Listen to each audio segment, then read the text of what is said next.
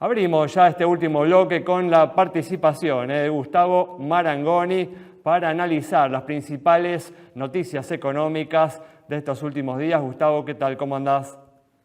Hola Ale, ¿qué tal? Gracias por la comunicación. Gracias a vos por estar una vez más con nosotros. Y como hablábamos en el primer bloque, el riesgo país se ubicó en los últimos días en su nivel más bajo desde las elecciones primarias del 2019, acercándose a los 1.000 puntos. Sin embargo, este buen desempeño financiero que viene teniendo el gobierno no se ha trasladado aún a una recuperación de la economía. Gustavo, ¿crees que esto se va a ir dando con el tiempo o está faltando algún componente en el plan económico para lograr eso? Bueno, probablemente y de acuerdo a lo que dicen los mercados y específicamente la profesión económica, creo que hay expectativa respecto de ver qué es lo que va a hacer el gobierno con el cepo y fundamentalmente cuándo. Claro. Vamos a repetir por 10.000ª vez lo que se señala siempre, ¿no?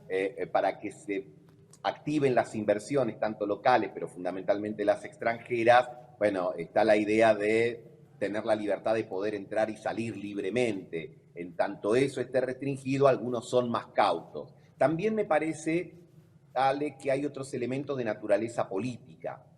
Vos señalabas que el gobierno viene teniendo buenas semanas desde lo financiero, traducido en el éxito parcial del blanqueo, en la baja del riesgo país, en lo que tiene que ver con la evolución favorable de los indicadores de inflación, pero la economía real todavía está lejos de tener esa reactivación en B corta con la que se ilusionaron en algún punto. Y esto, al margen de las cuestiones vinculadas con la política monetaria, con la política cambiaria, algunos lo explican también con el panorama de los consensos o la falta de ellos en la política como para tener un panorama de mediano plazo. Y como siempre se piensa en las elecciones y ya cada una de las fuerzas ha empezado a hacer sus movimientos, algunos empiezan a preguntar y no esperará ver lo que sucede en el 2025 respecto a la suerte electoral de Javier Milei y su nueva Libertad Avanza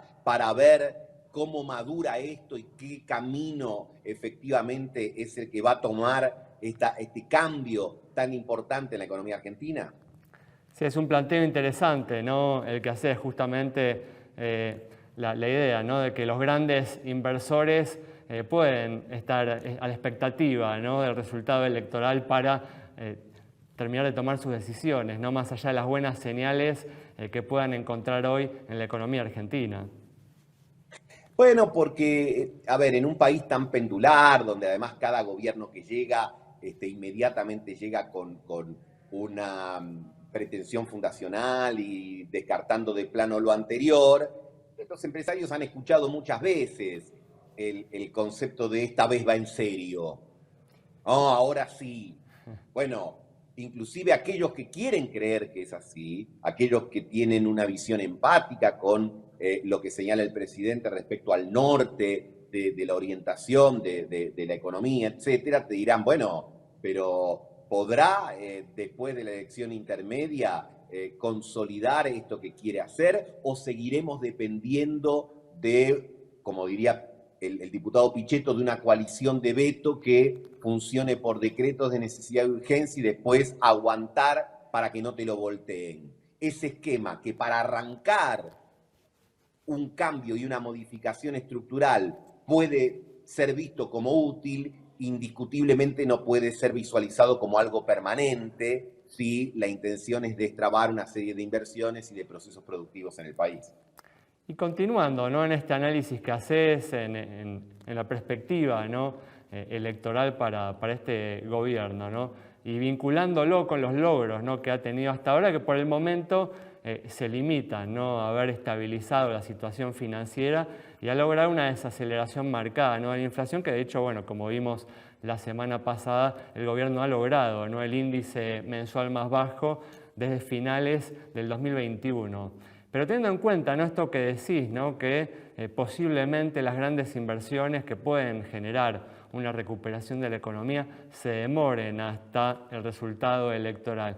¿le puede alcanzar a este gobierno, al presidente Milei, para lograr un buen resultado el año que viene solo con la desaceleración de la inflación?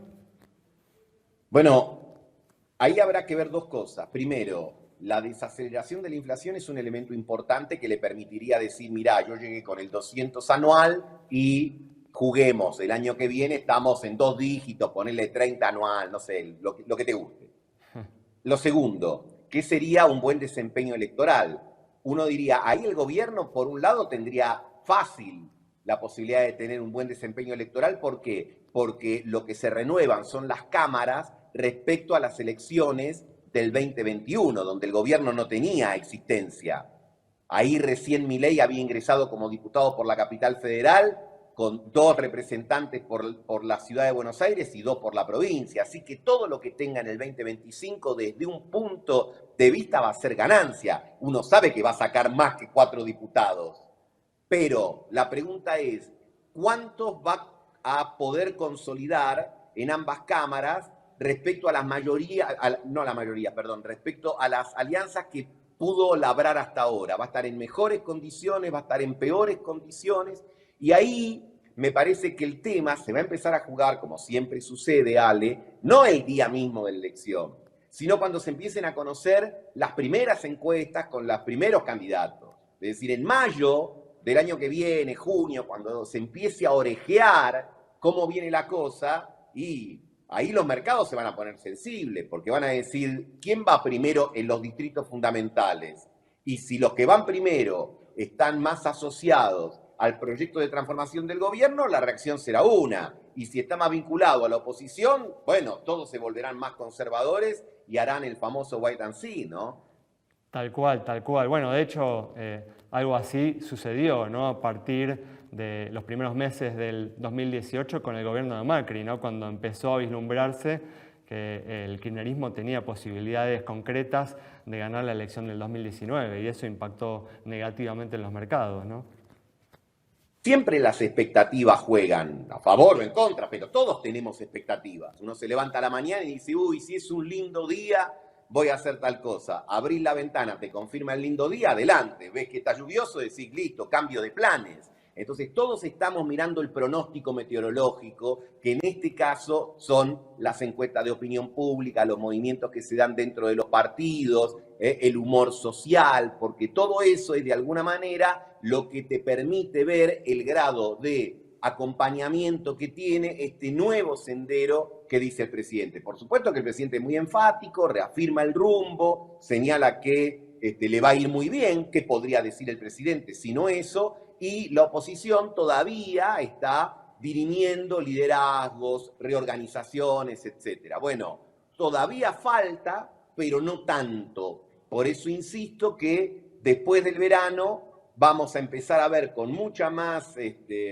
ansiedad lo que vayan marcando las encuestas y seguramente los mercados irán reflejando en un sentido u otro lo que esas encuestas vayan dándonos como información.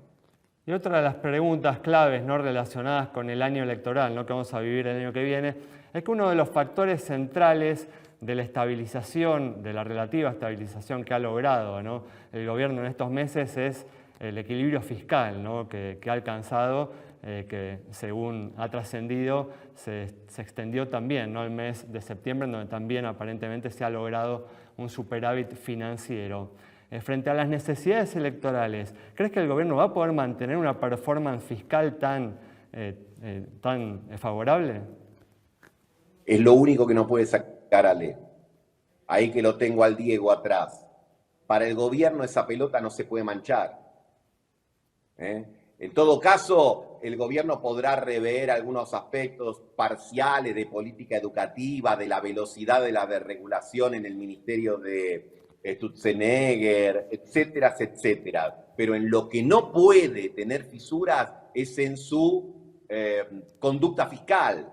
Porque en la campaña y en todos estos meses de gestión, ¿qué es lo que dice el presidente? Yo soy la cordura fiscal frente a los degenerados, él dice así, los degenerados fiscales que están encarnados en la oposición. Él no puede mutar a degenerado fiscal.